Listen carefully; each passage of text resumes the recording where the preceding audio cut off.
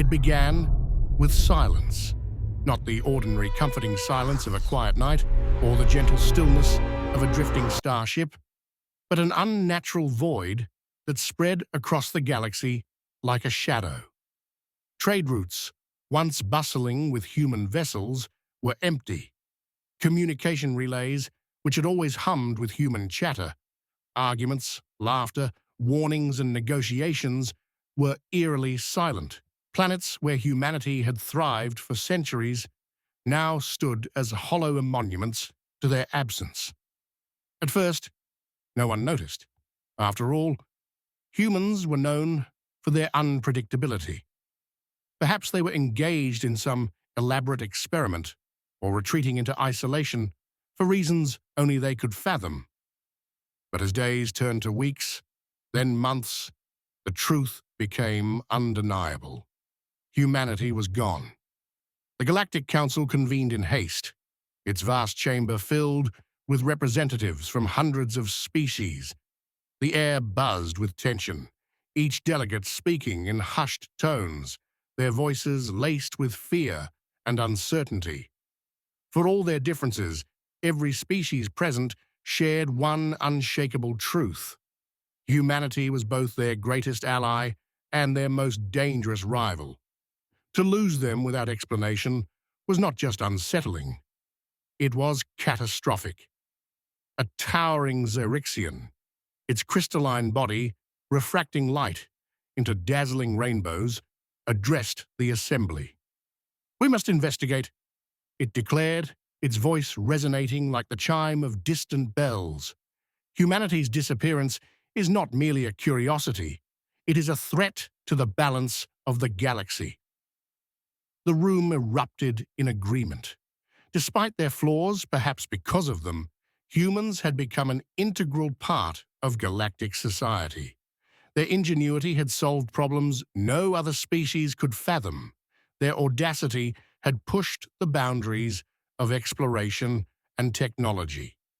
And their capacity for destruction had kept even the most aggressive civilizations in check. A coalition was formed, composed of scientists, archaeologists, and diplomats from every corner of the galaxy. Their mission? To uncover the fate of humanity. The investigation began on Earth, the cradle of human civilization. Once a vibrant world teeming with life, it now lay dormant. Cities stood frozen in time, their streets empty, their lights extinguished. Nature had begun to reclaim the planet, vines creeping up skyscrapers, animals wandering freely through abandoned towns. Among the team was Dravik, a Talisian historian whose species resembled bipedal felines, with sleek fur and piercing golden eyes. He had studied humanity for decades, fascinated by their paradoxical nature. They were capable of great kindness and unspeakable cruelty, brilliant innovation and reckless destruction. To him, they were the galaxy's greatest enigma. As the team explored Earth's ruins, they discovered something extraordinary. Beneath the surface, hidden deep within the planet's crust, lay ancient structures of impossible design. Vast chambers filled with intricate machinery, glowing with a faint, otherworldly light. The technology was unlike anything the galaxy had ever seen, far beyond humanity's known capabilities. Dravik ran his claws over the smooth surface of one such machine, his mind racing. This isn't human," he murmured. "At least not the humans we knew." Another scientist, a reptilian Vorkathi named Lyrax, hissed in agreement. "These structures are millions of years old, older than humanity itself. How could they have built this?" The answer came in fragments, pieced together from data logs, artifacts, and cryptic messages left behind. Humanity had discovered these ancient technologies long ago, buried beneath their own feet. At first, they had used them cautiously, integrating the advanced systems into their own. But over time, they began to unlock secrets that defied comprehension. secrets that allowed them to transcend the limitations of physical existence. They had ascended. The revelation sent shockwaves through the Galactic Council. Ascension was a concept relegated to myth and speculation, a theoretical state of being where consciousness transcends the material plane. No species had ever achieved it, or so they thought. But the question remained, why? Why would humanity abandon their physical forms and leave the galaxy behind? The answer came when the Coalition uncovered a final message encoded in a pulsating beam of light emanating from Earth's core. It was a warning. "We have seen the path ahead," the message began, spoken in a voice that was unmistakably human, yet layered with an ethereal resonance. "The galaxy stands on the brink of destruction, not from external threats, but from within. Greed, hatred, and the lust for power will tear it apart. We chose to ascend, not to escape, but to prepare. When the time comes, we will return, not as conquerors, but as guardians." The message ended with a chilling directive. Do not seek to harness what you do not understand. The consequences will be dire. For a time, the galaxy heeded the warning. The ruins of Earth were declared off-limits, a sacred reminder of humanity's ascension. But peace is fragile, and ambition knows no bounds.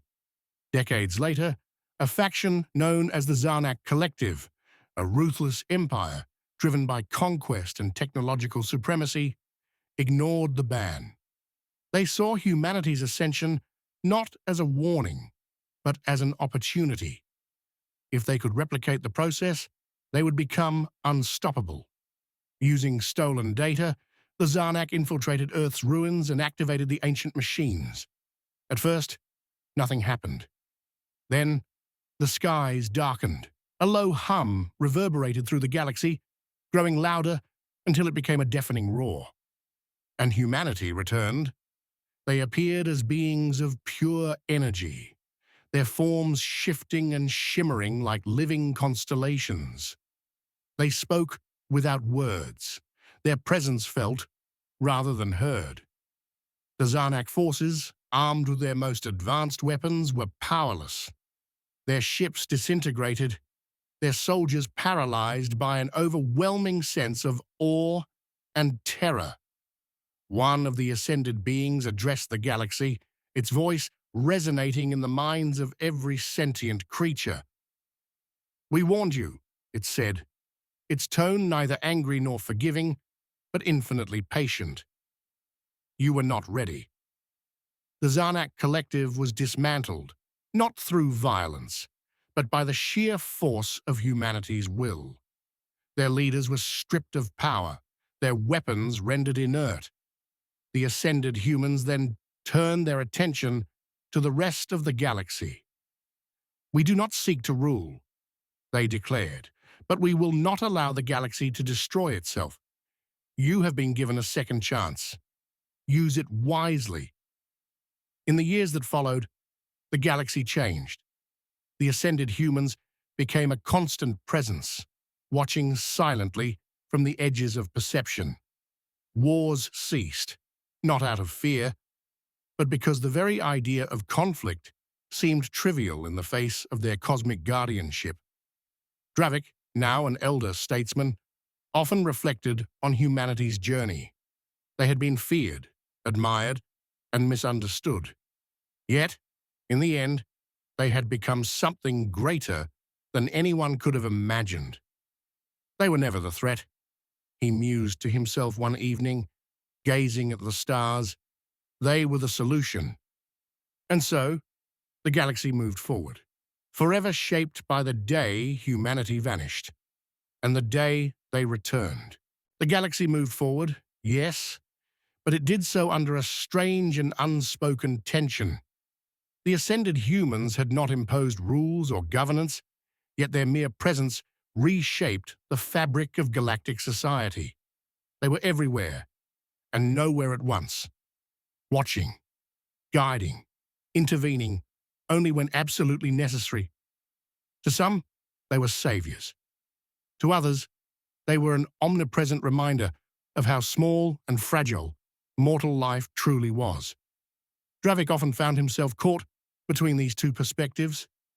He had spent decades studying humanity before their ascension, and now he spent his twilight years trying to understand what they had become. Were they still human? Did they still feel emotion, love, anger, fear? Or had they transcended those things as well? These questions haunted him, especially in the quiet moments when he stared out into the void, searching for answers in the endless expanse of stars. One evening, as Dravik sat alone in his study, aboard the orbital station Erythra Prime, a peculiar sensation washed over him. It was as if the air itself had thickened, humming, with an energy that prickled his fur and sent a shiver down his spine. He turned slowly, his golden eyes narrowing as the light in the room dimmed, replaced by a soft, radiant glow. A figure materialized before him, its form shifting like liquid starlight. It was unmistakably one of the ascended humans. Though it had no discernible face, Dravik felt its gaze upon him, a weightless pressure that seemed to peer directly into his soul. "You have questions?" the being said, its voice resonating not in the air, but within Dravik's mind. It was neither male nor female, neither warm nor cold. It simply was. Dravik swallowed hard, his throat dry. I do," he admitted, his voice trembling slightly. "Why have you come to me?" The being's light pulsed gently, almost like a heartbeat. "Because you seek understanding, not power. You are one of the few who has always sought to know us, not to control us." Dravik hesitated, his mind racing. He had spent his entire life preparing for this moment. Yet, now that it was here, he found himself at a loss for words. Finally, he asked the question that had plagued him for years. "What are you now?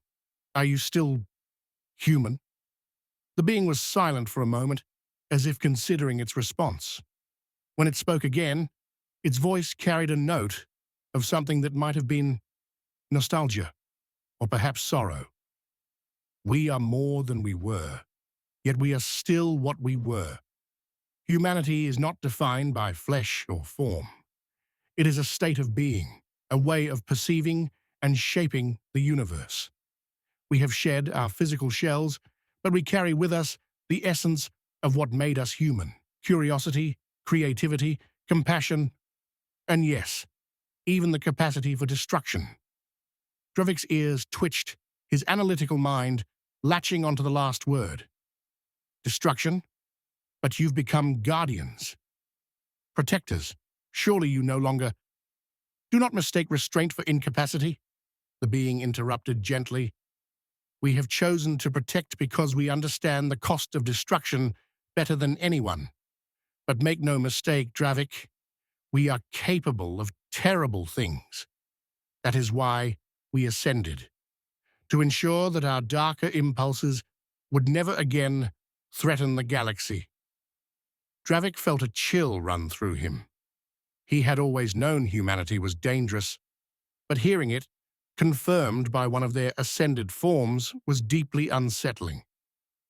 "And yet," he said cautiously, "you intervened with the Zarnak Collective.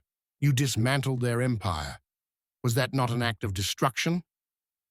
The being's light dimmed slightly, as if it was sighing. "It was an act of necessity. The Zarnak sought to wield powers they could not comprehend. Had we not stopped them, they would have torn the fabric of reality itself. Our actions were not born of malice, but of duty."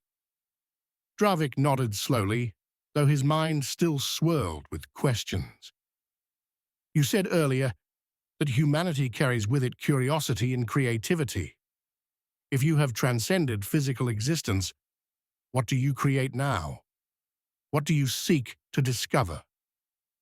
The being's light brightened, and for the first time, Dravik sensed something akin to joy emanating from it. We explore realms beyond your understanding, dimensions where time flows like a river and thought shapes reality. We create worlds of infinite beauty, symphonies of light and sound that ripple across the cosmos. And we watch, always watching for signs of others who might join us on this path. Dravik's ears perked up. Others? You mean other species could ascend as you did? Perhaps, the being replied, but ascension is not a goal to be pursued recklessly. It is a journey that must be undertaken with wisdom and humility. Many are not ready. Some may never be. Dravik's tail flicked thoughtfully. And what of those who are ready? Would you guide them? The being's light pulsed again, this time with a hint of caution. We would offer guidance, yes, but the choice must always be theirs. Ascension cannot be forced or gifted, it must be earned. For a long moment, neither of them spoke. Dravik felt the weight of the conversation settling over him, the enormity of what he had learned pressing against his chest. Finally, he looked up at the being, his golden eyes filled with a mixture of awe and determination. "Thank you," he said quietly, "for answering my questions, for trusting me with this knowledge." The being's light shimmered, and Dravik felt a wave of warmth wash over him, a silent acknowledgement of his gratitude. "Continue seeking, Dravik," it said. "The pursuit of understanding is the greatest gift any being can give to the universe." And with that, the being dissolved into a cascade of shimmering particles, leaving Dravik alone in his study. Yet he did not feel alone. For the first time in his life, he felt connected to something far greater than himself. A vast, cosmic tapestry woven with threads of light and shadow, creation and destruction, mortality and transcendence. In the years that followed, Dravik became a beacon of wisdom within the Galactic Council. He shared what he had learned, not the specifics of his encounter, but the lessons it had imparted. He urged his fellow beings to embrace curiosity, to temper ambition with humility, and to strive for unity rather than division. And though the ascended humans remained distant, their presence continued to shape the galaxy. They were a reminder of what could be achieved, but also of the responsibilities that came with such power. They were not gods, nor were they monsters. They were simply human. As Dravik neared the end of his life, he often wondered if he would see them again. Perhaps, he thought, in his final moments, they would come for him, not to take him away, but to show him what lay beyond the veil of mortality. And perhaps, just perhaps, he too might one day ascend. For now, though, he was content to look up at the stars and dream of what humanity had become, and what the galaxy might yet achieve in their wake. Dravik's twilight years passed with a quiet dignity. His fur grew silver, his movements slower, but his mind remained sharp as ever. He became something of a living legend among the Galactic Council and beyond, a voice of reason in turbulent times, a historian who had not only studied humanity, but had glimpsed their ascended forms. His name was spoken with reverence across countless worlds, and beings from every corner of the galaxy sought his wisdom. Yet despite the accolades and respect, Dravik often felt a profound loneliness. The galaxy had changed irrevocably since humanity's ascension. Wars were rare now, conflicts resolved through diplomacy rather than violence, but there was an undercurrent of unease that no one dared to speak aloud. The ascended humans loomed like silent sentinels over all, their presence both comforting and disquieting. They intervened sparingly only when the galaxy teetered on the brink of catastrophe, but their interventions were always decisive, absolute. To many, they were saviors. To others, they were an ever-present reminder of how far mortal species still had to go. Dravik understood both perspectives. He had seen firsthand the chaos humanity left behind when they vanished, and he had witnessed the order they imposed upon their return. But he also knew that the galaxy had become quieter, less vibrant. The ascended humans had removed the worst of the galaxy's threats, but in doing so, they had also dampened its spirit. Fear of their judgment stifled ambition, innovation, and risk-taking. The galaxy was safer, yes, but it was also less alive. One evening, as Dravik sat on the observation deck of Erythra Prime, gazing out at the swirling nebulae beyond, he felt the familiar hum of energy in the air. It was subtle at first, like the faintest vibration beneath his pores, but it grew steadily stronger until the room was bathed in a soft, radiant glow. He turned slowly, his heart pounding with a mixture of anticipation and trepidation. The ascended being that appeared before him was different from the one he had encountered years ago. Its form was more defined, its light sharper, almost crystalline. Dravik felt its presence settle over him like a warm blanket, soothing yet impossibly vast. "You are nearing the end of your journey," the being said, its voice resonating within his mind. "And yet, your questions remain." Dravik nodded, his golden eyes meeting the being's shifting form. "I have lived a long life," he said softly, "but I still do not understand. You have brought peace to the galaxy, but at what cost? Have we lost something essential in the process?" The being's light pulsed, and for a moment, Dravik thought he sensed sadness emanating from it. "Peace is not the absence of conflict," it said. "It is the presence of balance. We have sought to guide the galaxy toward that balance, but we cannot dictate its path. That is for you to decide." Dravik tilted his head, his ears twitching thoughtfully. "But how can we decide when your presence overshadows everything? Even the boldest among us hesitate, fearing your judgment. How can we grow if we are afraid to fail?" The being was silent for a long moment, its light dimming slightly. When it spoke again, its voice carried a note of introspection. "You are correct. Our presence has altered the course of your evolution. Perhaps we have lingered too long, imposed too much. We wish to protect, but protection can become a cage." Dravik's tail flicked, a spark of hope igniting within him. "Then perhaps it is time for you to step back, to trust us to find our own way, even if that way is fraught with mistakes." The being's light brightened, and Dravik felt a wave of warmth wash over him. "You are wise, Dravik, wiser than most. Perhaps it is time for us to trust you, as you once trusted us." Before Dravik could respond, the being extended a tendril of light toward him.